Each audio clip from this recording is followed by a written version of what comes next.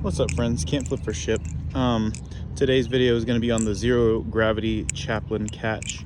I wasn't going to actually make this video just yet, but then I was out here and I saw these flowers and I was like, you know what, no better of a time than when you see an awesome cool little thing of flowers than right now to just go ahead and make the video. But so a few prerequisites is, like, obviously when you're doing this trick, you're going to want to learn or know how to do the 0G Chaplin.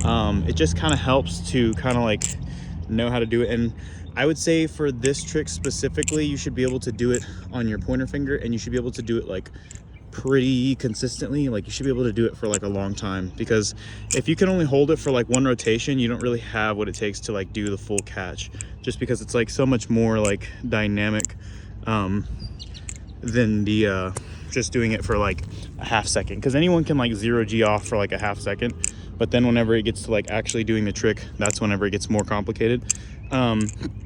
Secondarily, you need to know the helix aerial. I know people are waiting on a tutorial for that.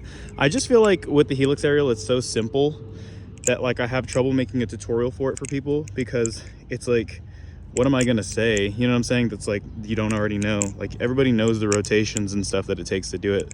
But regardless, real quick, the helix aerial is just here, whip roll, catch the opposite handle. But for this one, we're gonna be doing, we're gonna come basically, instead of under it, we're gonna come over the top. So traditional helix aerial, we come under, right? For this one, we're coming over the top, right? And so it's the same, you're catching it in the same exact position. It's just the difference between where you're catching it. I think that's one of the most important things about this, is like just seeing the differentials. Like, if you know the timing of the helix aerial, you pretty much know the timing for the 0G gravity Chaplin. The only difference is just gonna be the way that you catch it. And the two biggest tips are this. So first and foremost, watch the difference between these two, okay? I'm gonna do this one, right? And then I'm gonna do this one, right? So the difference between the one that I land, I don't know if that was in frame or not. I have just hold my camera, as you can see by my shadow, so it's kind of hard to keep everything in frame. But let me tilt it towards my way so you can see the difference here, right? And see how it kind of spins out of rotation. It's kind of like, it's kind of hard to like get it just right. And then notice that one, how it's a lot more controlled. So the biggest differential is going to be the way that you throw it. And everybody knows this, but they don't know to what extent. Like, obviously when you're throwing this, you don't want it to be a fast throw. Like, you want it to be a fairly slow throw, but people don't realize the way you get the perfect throw. So like with a helix aerial, you want to toss it and you can catch it just right there. And you can almost give it the same amount of force, and you can give it like a little bit of outward force, however you want to do it. But with the sorry, I had to cut. But what I was saying was that with the 0G Chaplin aerial, you don't give it that same rotation. It has to be a different rotation. It has to be its own specific rotation. And that rotation consists of a toss that's straight upward. And what I mean by that is, like, so this toss that I'm doing right here for the helix, I'm gonna come out and up, and it's gonna kind of help rotate the handles so it can happen a little faster. Because when you do helix and you do it fast, it's kind of like smoother, you know?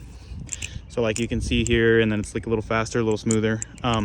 But with this one, you don't want to replicate that, because the faster it moves, the less window you have. So like you have a certain window that you can bring that finger in for the 0G and start the rotation. But if the window is smaller, then you're more likely to cut yourself, and you're less likely to pull the trick off seamlessly, especially because the momentum of the handles is going to travel so much that it's going to like, it's like inertia. If something's in motion and you try to stop that motion and change it, you're gonna have a lot of leftover motion, versus if something's closer to being out of motion, if it has less energy going through it, you're gonna have a lot easier of a time influencing your will on it. And so by that very logic, basically what I'm saying is, like, look at this. This is what I'm doing. We bring it up and look how slow it rotates, and that's what you essentially want. It looks better too, because you're giving it that time to kind of like change the speed. So like if I'm doing my combos all fast and I'm going all dummy and then I just slow it down, that kind of looks cool, you know what I'm saying? Versus if it goes too fast, people might not even notice you did the trick in the first place. But yeah, so that's one thing that we do. And it just kind of what am I saying? It just kind of is the toss that's like the most ideal. So for me, like I said, again, the number one cue that I use is like, I'll come down, and sometimes I bend my knees. It actually helps me. I know it's kind of like weird, but like I'll bend my knees as it comes down to help slow the momentum of the knife, because your body like moves with the motion. So you come down and then up. So like by the time I'm coming up, like I'll do it like how I regularly would.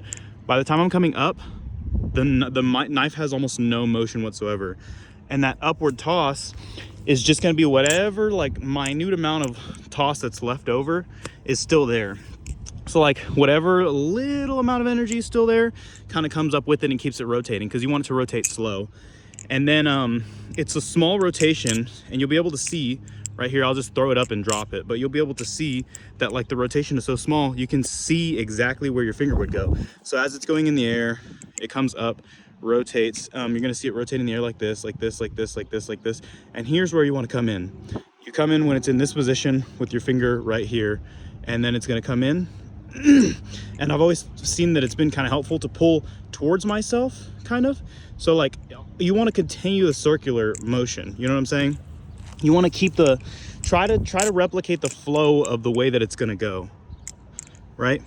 You know that it wants to rotate in that direction, so you want to kind of come like this, diagonally kind of towards yourself from the outside, and that'll help it rotate, because the handles are going to pull, and when the handles pull when you're pulling, then it's going to start that rotation, so then you go along with the rotation, right? You have to like time it just right, and that's I think why this trick is so hard for some people, is because you have to get a feel for it, and then you can't do the trick unless you have a feel for it, but you can't get a feel for it unless you can do the trick. So it's like one of those things about like jobs and applications, but but yeah, so what else is there? Because I'm trying to give you guys like the best tips, because I know like there's no good tutorials on this trick. Like there's no ones where you can like easily learn it and like take one thing and just do it. But yeah, so obviously this rotation is slow and up. I would recommend that as you're practicing, you don't try the Chaplin first. So like practice these two things separately. Do your Chaplin, right? Do your Chaplin. I'm gonna say you're probably good at the Chaplin when you can do maybe like 7 rotations, like 1, 2, 3, 4, 5, 6, 7, 8, 9, 10, maybe 10 rotations might be better. But you want to basically just be able to hold it, because you want to feel what the Chaplin feels like. Like everybody knows you can transfer into this Chaplin because you know what this Chaplin feels like. You can transfer into that Chaplin because you know what it feels like, right? But with the 0G, a lot of people just try to freestyle it and just crank it out, but it's not a crank out. You have to be good at the Chaplin first, okay? But secondary to that, you practice that on its own, get good at the Chaplin, and the second thing that you practice on its own is this toss up and grab. So don't focus on getting the Chaplin, just focus on tossing it up, and I would do that. Ooh, a flower. Toss it up and grab. And you want to get good at this. Look, toss it up, rotate, and grab. So like the little whip roll that you do off of it is perfect, because it helps you know that rotation that it naturally wants to do. It helps you find that spot. So once you get good at those two, then it's just about putting them into practice together. And that's what makes this trick easy, is like it's 2 separate parts. And unlike the giraffe, where like, let's say for the giraffe, let me see, the giraffe is the scissor and then the rotation off the other finger. So let's see if I can get one down. You see it as one motion. Oh God, Lord help me.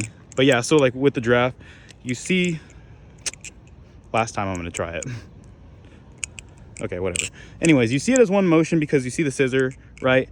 And then you see that rotation, and then it comes off here, and then it goes like that, right? So that's like, you see kind of like, it feels like 2 different moves, and then you practice the 2 different moves, and then it comes together, and like it doesn't actually like apply if you practice the 2, because it's just like different when you're actually doing it. There it goes.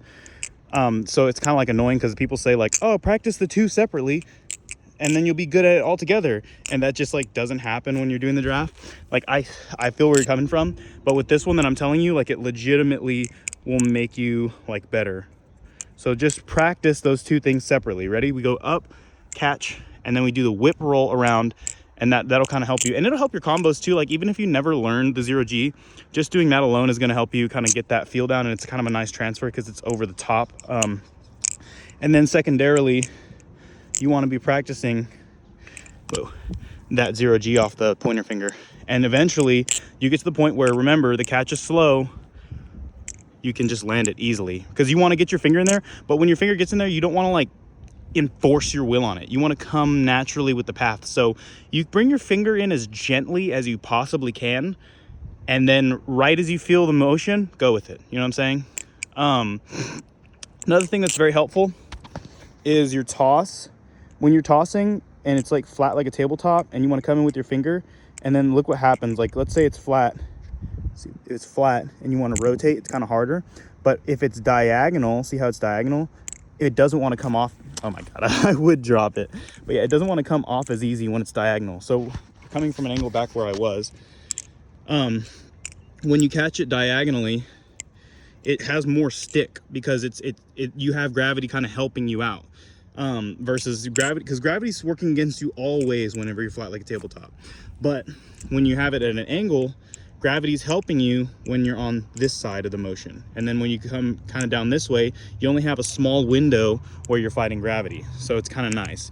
It's like a little more helpful to like have that knowledge, because that means that you can like do it. And like, it's always going to look better when you have it like a little, when you have it like a little bit flatter, just so people can see the rotations. Oops. But when you have that angle, it's so much easier to stick, right? See, I didn't even have to land that one perfect. You can see there was a resistance in the finger, but yet it still lands.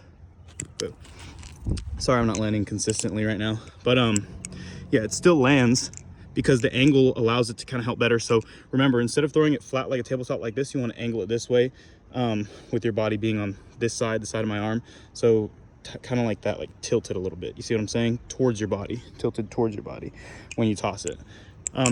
So yeah, that's most of it. I think the best way to get into it is probably the whip roll. Just kind of like whipping and then tossing and then doing it that way. Oops. Also, you can bring your hand up when you do it. Oops. To kind of like help you gauge like how it's moving. But that'll help out as well. And then eventually you'll get to the point where like you can do it off of anything. Like, I'll just snap that out, toss it up. Whoa. That's kind of a bad example. Not really that well warmed up right now, but I'll snap that out, toss it up, and then do it. But I mean, you guys have seen me toss it out 100 times. I have days where it lands really consistently, I have days where it doesn't. I wanted to wait to do this tutorial until I had like at least been able to land it most times. But I think this is going to help a lot of people out, because people have always been asking me to do the tutorial, and I don't mind, because it's a fun trick and it's a cool trick. And I think it's one of those ones where it's like one of the tricks that wows people compared to a lot of other stuff, because it's just like, oh my God, he just busted that shit out. And now I'm not landing it for shit. But that's basically the tutorial. Let me get somewhere where I can like see better. The flowers are like blinding me. How much you want to bet I land the first one? Psych. But yeah, that pretty much covers it. I don't think there's anything else that I have to like say about it, just because it's like, it's a really simple trick. And I think that's the reason why there's not like a lot of good tutorials on it, just because it's like, nobody really thinks that like there's like it's not about that it's a difficult trick. It's that it's just hard to like get the feel for. So I think that's why people mess up on it. But hopefully this helps out, because all those tips are things that I learned like grinding the trick and trying to learn it as best as I possibly could. So let me know if it helps down in the comments.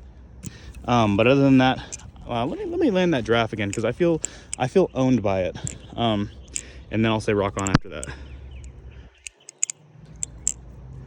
Damn, I'm cracked. All right, rock on. Quick couple of side notes that I barely remembered until I came back over here. But I forgot to say these while I was filming. Two things. One, as with any Chaplin trick, you're going to want to make sure that your fingers are not dry. I remembered when I got done filming that my fingers were really dry, and by the time I got moisture back on them, they're gripping so much better now that I can consistently land it. And it was just like a small thing that I guess you never really notice until you're there. And then another thing that I wanted to say was, this is a big one. When you're tossing anything, there comes a point where the force that you had put on it eventually is not enough to counteract gravity.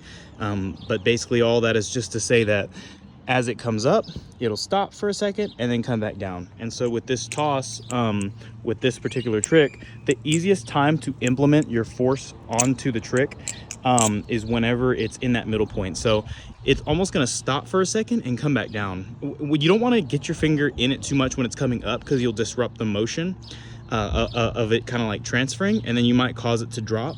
And you don't want to get it while it's on the way down, because the added gravity is going to make it a little bit harder for you to stick the catch. So the perfect time to insert your finger is right whenever it's in the medium between coming up and down, whenever it stops. And it's got that, it's going to come up, stops, and then comes down. It's not necessarily a stop, but people that have flipped for a while know what I'm talking about. Especially if it's angled towards you this way, like kind of down like that. When it stops in the air, it's literally asking for you to insert. So like that was sounded to sus, but like, but you might be able to see. I'll try to do it right here so you can maybe see what I'm talking about. But oh shit. But there's that point where it's up, and then see how it stops, and that's whenever I come in. So last little thing I wanted to add, just wanted to make sure that I covered all the bases for y'all. But yeah, that's all I really had.